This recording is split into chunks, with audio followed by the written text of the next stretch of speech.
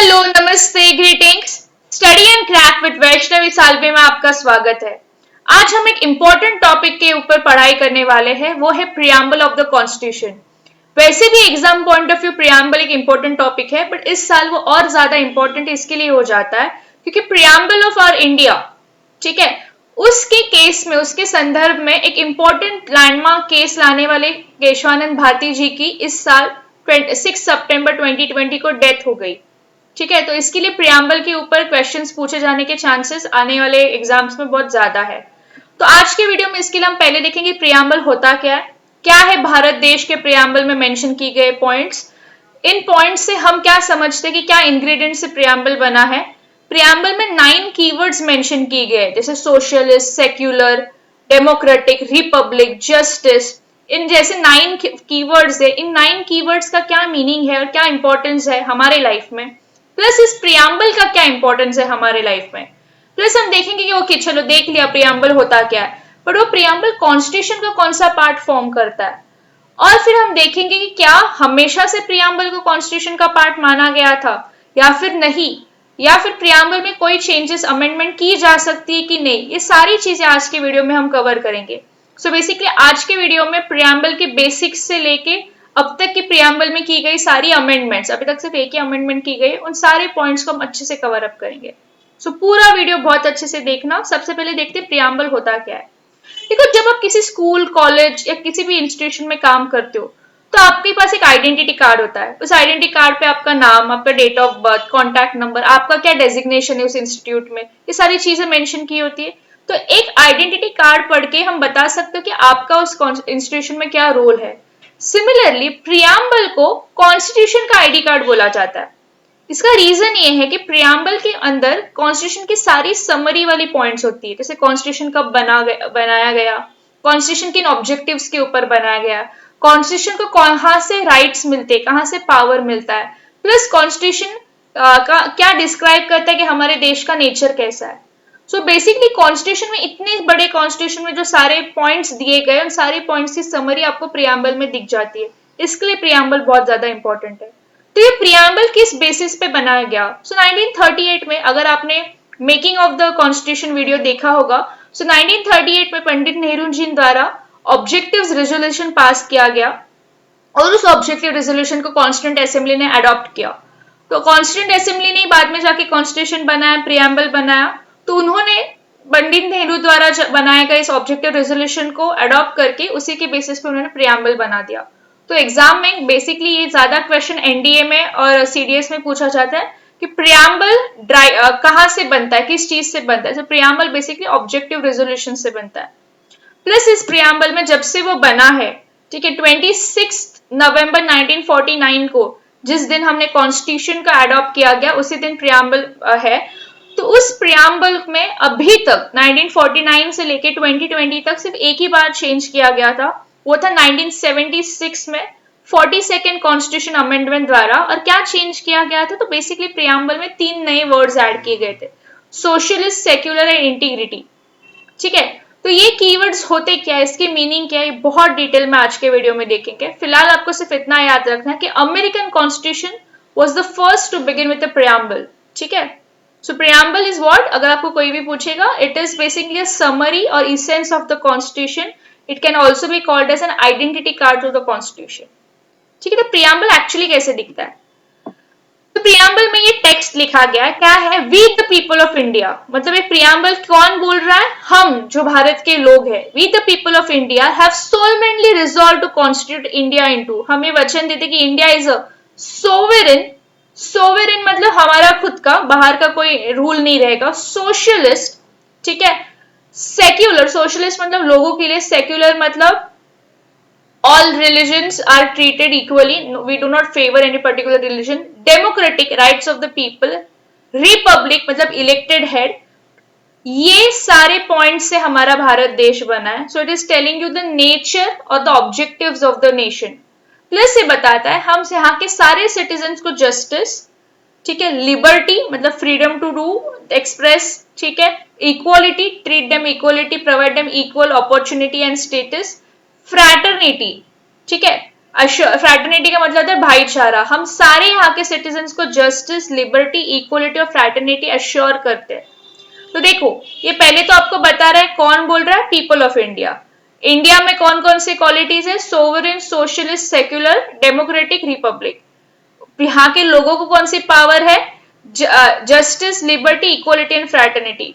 कहाँ पे? ये कॉन्स्टिट्यूंट असेंबली बता रहे, कौन से तारीख पे? 26 नवंबर 1949। Do here by adopt, enact and give to ourselves this constitution।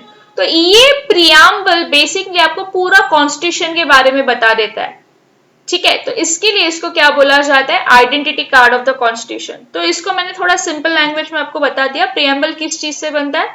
It tells you the source of authority of the constitution.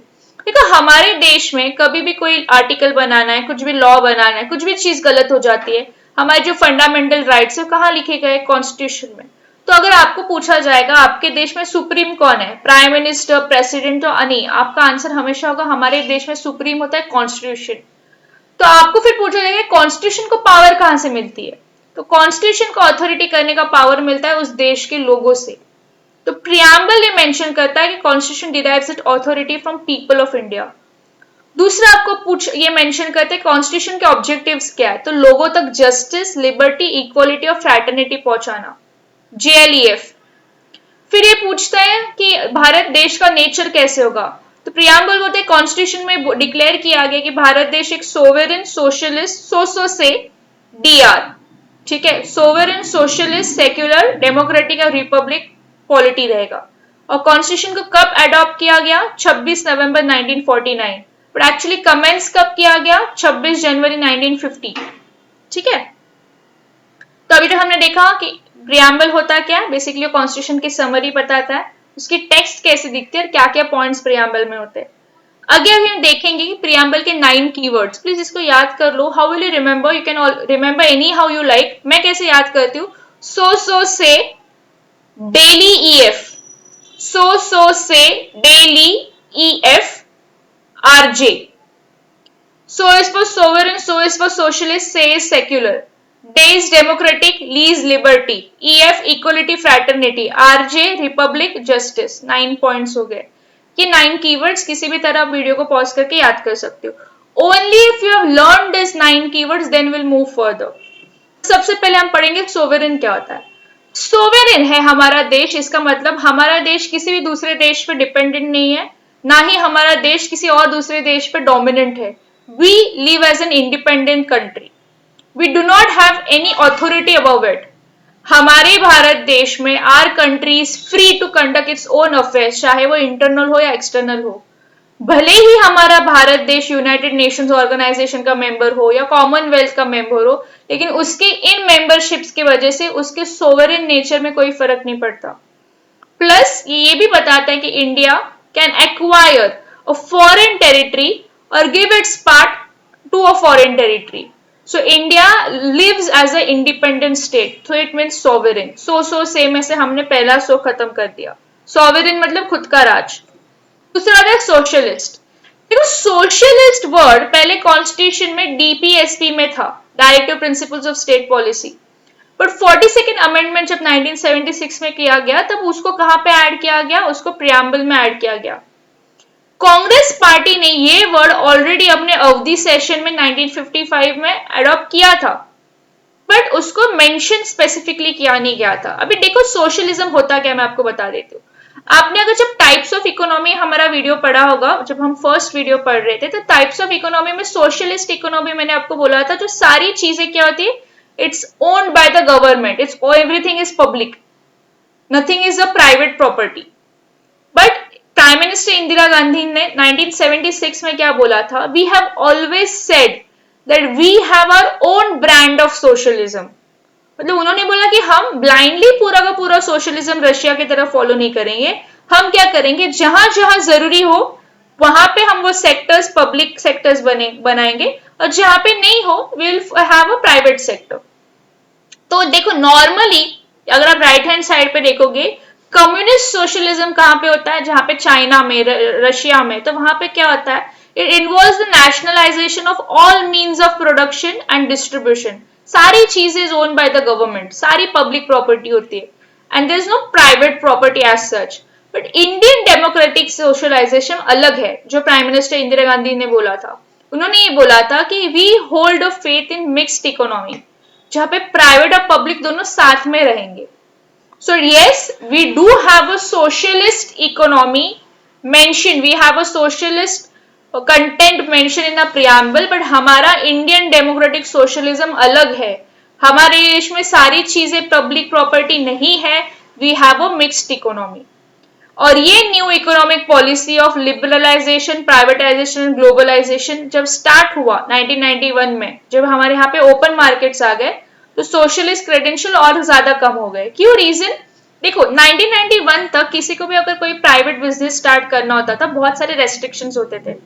But 1991 में जब लिबरलाइजेशन, प्राइवेटाइजेशन और ग्लोबलाइजेशन आ गया, तो क्या हो गया, किसी को भी कोई बिजनेस स्टार्ट करने, प्राइवेट प्रॉपर्टी ओन करने, प्राइवेट बिजनेस स्टार्ट करने में कम रेस्ट्रिक्शंस आ गए। तो उस चीज की वजह से जो सोशलिस्ट नेचर था, सोशलिस्ट नेचर क्या था, सारी चीजें ओन बाय द गवर्नमेंट, सारी चीजें own by the public property, वो कम हो गया। तो आपको बस इतना याद रखना है। सोवरेन मतलब बाहर का रूल नहीं रहेगा, सोशलिस्ट मतलब लोगों की भलाई के लिए। लेकिन इंडिया की इस डेमोक्रेटिक सोशलिज्म अलग है। हमारे यहाँ पे बोथ पब्लिक और प्राइवेट सेक्टर साथ में रहते हैं। ठीक है, सो हो गया। अभी थर्ड इज से। Say means secular. It was added again by 42nd Constitutional Amendment Act 1976। मतलब ये टर्म पहले नहीं था। ये क्या बताता है? Indian constitution embodies the positive concept of secularism. Positive concept secularism क्या है कि all religions in our country irrespective of the strength, चाहे वो मेजोरिटी में हो या माइनॉरिटी में हो, सारे रिलीजन्स को सेम स्टेटस मिलेगा और सेम सपोर्ट मिलेगा from the state. This is what our constitution says. But is it actually being followed? You tell me. The state is neutral in the matter of religion. ठीक है, state will not interfere in the matter of religion and it will not uphold any particular religion. जैसे USA, ठीक है, ठीक है, तो USA और India में, अभी मैं आपको एक बात बताती हूँ, तीन टाइप के स्टेट्स होते हैं। एक होता है एथिस्टिक स्टेट, दूसरा होता है थियोक्रेटिक स्टेट, तीसरा होता है सेक्युलर स्टेट। एथिस्टिक स्टेट मतलब एंटी रिलीजन, यहाँ पे सारे रिलीजन्स को कंडेम किया जाता है। एथीस्ट होते हैं, वो लोग किसी भी रिलीजन में विश्वास नहीं रखते। दूसरा होता है थियोक्रेटिक स्टेट। थियोक्रेटिक स्टेट मतलब प्रो रिलीजन, वो किसी एक पर्टिकुलर रिलीजन को स्टेट का रिलीजन डिक्लेयर करते हैं। जैसे पाकिस्तान में इस्लाम है, then we have Bangladesh, Burma, Sri Lanka, इन सारे कंट्रीज का एक खुद का पर्टिकुलर रिलीजन है जो हाईलाइट किया जाता है। But we as a country or even in US it is a secular country। इसका मतलब all religions are treated equally। ठीक है, सोशलिस्ट, सोवेरेन, सोशलिस्ट, सेक्युलर, तीन कीवर्ड्स हो गए। से अभी हम बढ़ते हैं डेमोक्रेटिक के पास। डेमोक्रेटिक का मतलब क्या होता है? सिंपली देखो, position of supreme power bye the people, लोगों के पास ताकत। Constitution provides for representative parliamentary democracy. इसका मतलब हमारे देश में जो पार्लियामेंट्री गवर्नमेंट है, उसका जो एग्जीक्यूटिव है, वो कहां से इलेक्ट होके आता है? लोगों से इलेक्ट होके आता है। The term democratic is used in the preamble in broader sense. मतलब हमारे देश में सिर्फ पॉलिटिकल डेमोक्रेसी नहीं है कि ना ही सिर्फ लोग बस अपना पॉलिटिकल रिप्रेजेंटेटिव चूज कर सकते हो, but we also have social and economic democracy. ठीक है, अभी यहाँ पे मैं दो टाइप के डेमोक्रेसी डिस्कस किए, एक है डायरेक्ट, दूसरा है इनडायरेक्ट। आप मुझे बताना हमारे देश में कौन सा वाला डेमोक्रेसी है? डायरेक्ट डेमोक्रेसी क्या होता है? People exercise the supreme power directly, as in case of Switzerland. वहां पे कोई भी डिसीजन लेना होता है, आपको लोगों के अंदर आप एक पेपर बांट दो, लोगों का ओपिनियन ले लो, उसको बोलते हैं रेफरेंडम। ठीक है, लोगों को कुछ स्टार्ट करना है, लोग इनिशिएटिव लेंगे, कुछ डिसीजन लेने, लोग रिकॉल करेंगे। प्लेबिसाइट मतलब लोगों का decision, direct people are involve. दूसरा होता है इनडायरेक्ट और रिप्रेजेंटेटिव डेमोक्रेसी। वहां पे क्या होता है? लोग अपना रिप्रेजेंटेटिव इलेक्ट करते हैं और उस इलेक्ट रिप्रेजेंटेटिव को सुप्रीम पावर देते हैं। वो गवर्नमेंट के सारे फंक्शंस कैरी करके लॉज बनाता है। जैसे पार्लियामेंट्री गवर्नमेंट, ठीक है, in India, presidential government in USA. तो अभी आप मुझे बताओ, India has which type of democracy? Direct democracy, indirect democracy, ये भी आपको पता होना चाहिए। तो अभी तक हमने देखा सोवरेन, सोशलिस्ट, सेक्युलर, डेमोक्रेटिक, चार हो गए। पांचवा देखते रिपब्लिक।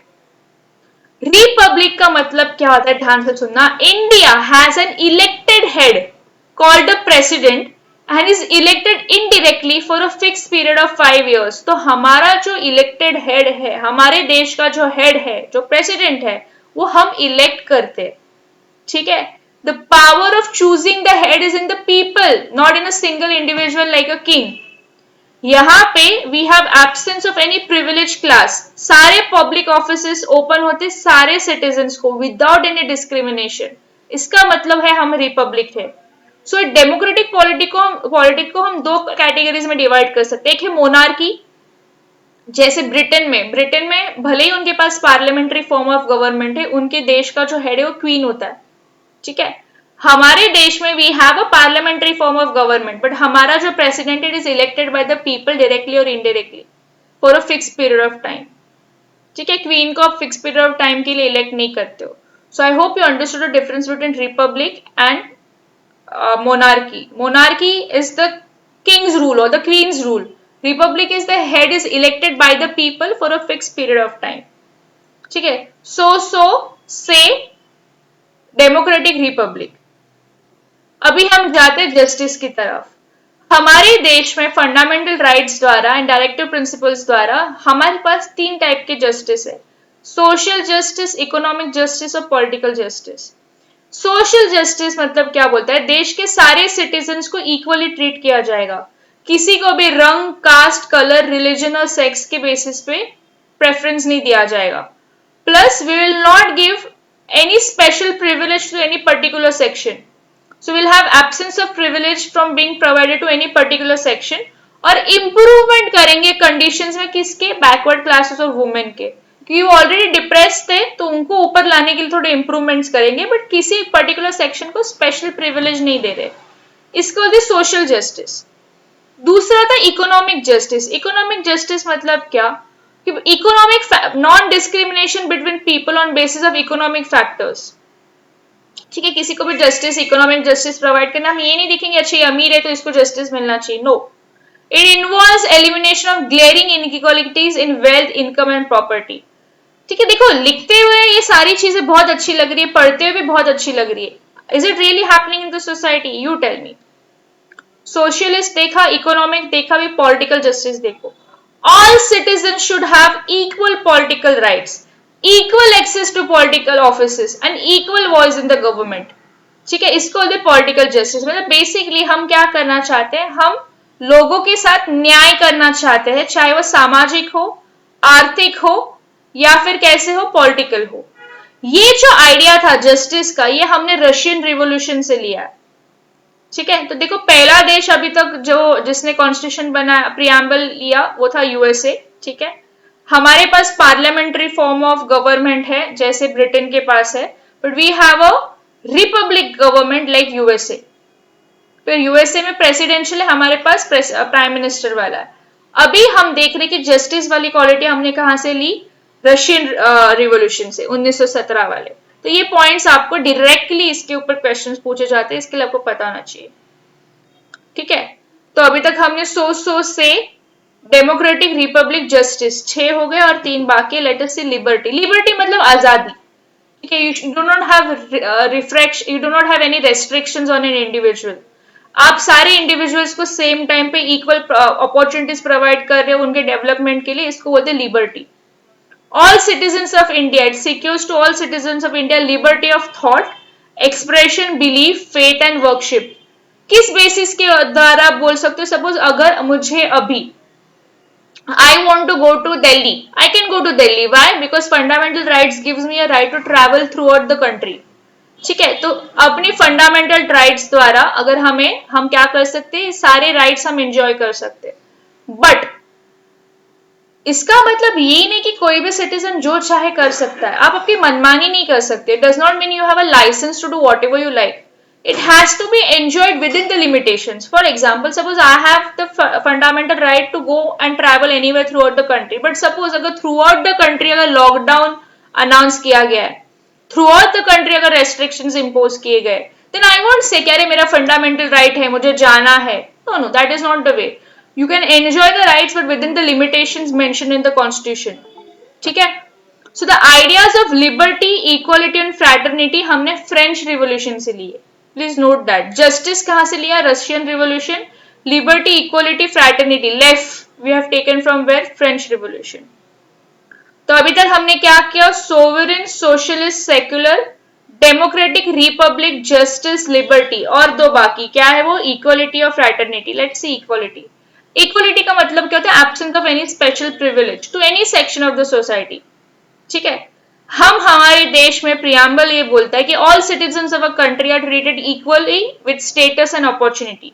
ये इक्वलिटी भी कौन कौन से आर्टिकल द्वारा आप अटेंड कर सकते हो, ये आपको याद करना है। ठीक है, इसको मैं बहुत डिटेल में अभी एक्सप्लेन नहीं करूंगी क्योंकि फंडामेंटल राइट्स में कवर अप हो जाएगा, बट फिर भी everyone is suppose to be treated equality before law, that is article 14। फिर आर्टिकल 15 हमने मूवी भी आया था आयुष्मान खुराना का, उसमें हमने देखा कि we do not do any discrimination, no discrimination on basis of RRCSP, religion, race, caste, sex and place of birth. ठीक है, plus will give equal opportunities in matter of public employment, article 16। 17 में हम बोलते हैं अभी छुआछूत allowed नहीं है, abolition of untouchable and abolition of titles, article 18। now we do not give anyone the title of sir, highness, like that। ठीक है, देन पॉलिटिकल, ये जो हम आर्टिकल्स में इसके लिए अभी डिटेल में कवर अप नहीं कर रही क्योंकि हम उसको फंडामेंटल राइट्स में बहुत अच्छे से पढ़ लेंगे। पॉलिटिकल राइट्स के होते हैं इक्वलिटी के लिए, no person is to be declared ineligible. हम किसी भी इंसान को इलेक्टोरल रोल्स में इंक्लूड होने के लिए हम उसको रिलीजन, रेस, कास्ट या सेक्स के बेसिस पे हम उसको पार्टिसिपेट करने से रोक नहीं सकते। Plus elections to Lok Sabha and state assemblies will be done on the basis of adult suffrage। ये कौन बोलता है, आर्टिकल 325 एंड 326। ये हमको पॉलिटिकल इक्वलिटी देते।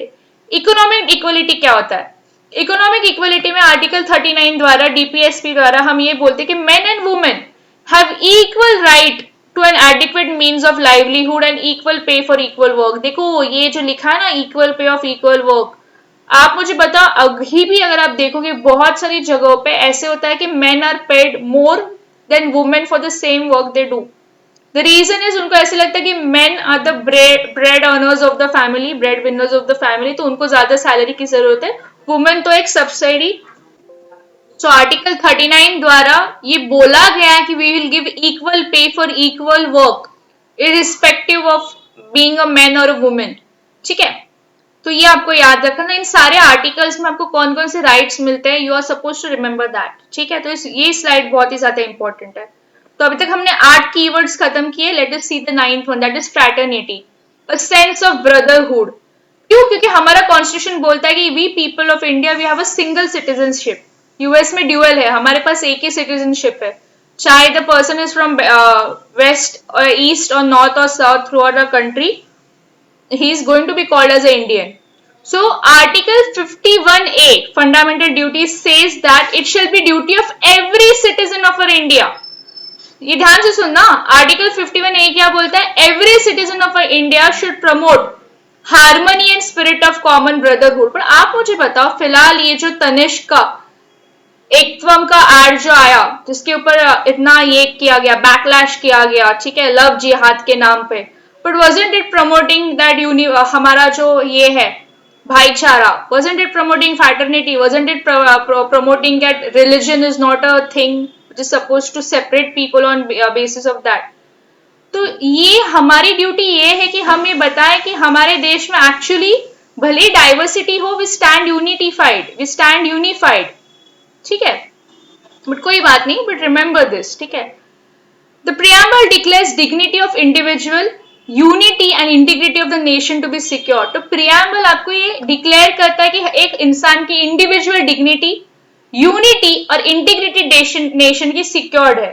और ये केएम मुंशी जी द्वारा भी बोला गया था कि डिग्निटी ऑफ द इंडिविजुअल से आप क्या समझते हो, because he was also the one who was involve in constituent assembly. तो वो ये बोलते कि डिग्निटी ऑफ इंडिविजुअल से आप ये समझते कॉन्स्टिट्यूशन ना ही सिर्फ मटेरियलिस्टिक चीजों के बारे में मेंटेन करता है, ना ही सिर्फ डेमोक्रेसी के बारे में बताता है, but also recognises personality of every individual is sacred.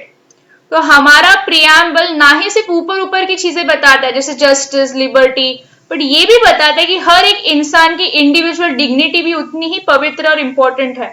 सो सी जिन्होंने ये कॉन्स्टिट्यूशन बनाया, जो कॉन्स्टिट्यूंट असेंबली थी, जब उन्होंने प्रियम्बल बनाया, कितनी सारी इंपॉर्टेंट चीजें उस पर लिखी गई, but you tell me are we actually following that? Significance क्या है प्रियम्बल का? अभी तक तो आपने देखा कि हाँ प्रियम्बल में बहुत अच्छी लिखी बातें लिखी गई है। Preamble gives you the basic philosophy and fundamental values जिसके ऊपर कॉन्स्टिट्यूशन बना है। तो पूरा कॉन्स्टिट्यूशन किन चीजों के ऊपर बना है ये आपको प्रियम्बल बताता है। प्लस प्रियम्बल पढ़ते पढ़ते आपको क्या पता चलता है कि वो जो कॉन्स्टिट्यूंट असेंबली के मेंबर्स थे उन्होंने जो एक नोबल विजन रखा था हमारे लिए, उस विजन को हमको याद दिलाता है प्रियम्बल। ठीक है, तो कुछ कुछ लोगों ने प्रियम्बल के बारे में अपने ओपिनियंस एक्सप्रेस किए। उसमें आपको देखना है सर अल्लादी कृष्ण स्वामी अय्यर ने बताया था कि प्रियम्बल के द्वारा हम ये एक्सप्रेस करते हैं व्हाट वी हैड थॉट और ड्रीम्ड फॉर सो लॉन्ग, मतलब हमारा अभी तक का जो सपना था वो प्रियम्बल रिप्रेजेंट करता है। I am Hidayatullah, former chief justice of India, उन्होंने तो ये बोला कि basically preamble is like a soul of our constitution, हमारे कॉन्स्टिट्यूशन की आत्मा है। के मुंशी जी द्वारा ये बोला गया कि it is the horoscope of our sovereign democratic republic, कभी कभी आपके एग्जाम में पूछा जा सकता है। प्लस अर्न्स्ट बार्कर, उन्होंने तो प्रियम्बल से इतने इंप्रेस हो गए थे, उन्होंने बोला preamble is a key note to the constitution. Plus उन्होंने जो एक पॉपुलर बुक लिखी थी principles of social and political theory, उसके ओपनिंग पे उन्हें प्रियम्बल का टेक्स्ट लिखा था। तो आपको फिलहाल सिर्फ इतना याद रखना है कि प्रियम्बल का इंपॉर्टेंस क्या है। पहला इंपॉर्टेंस वो पूरे कॉन्स्टिट्यूशन का बेसिक फिलोसफी और फंडामेंटल वैल्यूज जिसके ऊपर कॉन्स्टिट्यूशन बेस्ड है ये आपको बताता है। दूसरा, प्रियम्बल पढ़ के आपको कॉन्स्टिट्यूंट असेंबली के जो नोबल विजन था जिसके बेसिस पे प्रियम्बल बनाया गया वो आपको बताता है। फाउंडिंग फादर्स के जो एस्पिरेशंस थे वो आपको बताता है। ठीक है, preamble as a part of constitution, देखो ये मैंने आपको बोला था 1960 में जब बेरूबारी यूनियन केस हुआ था तब सुप्रीम कोर्ट ने ये बोला था कि नहीं, preamble is not a part of a constitution.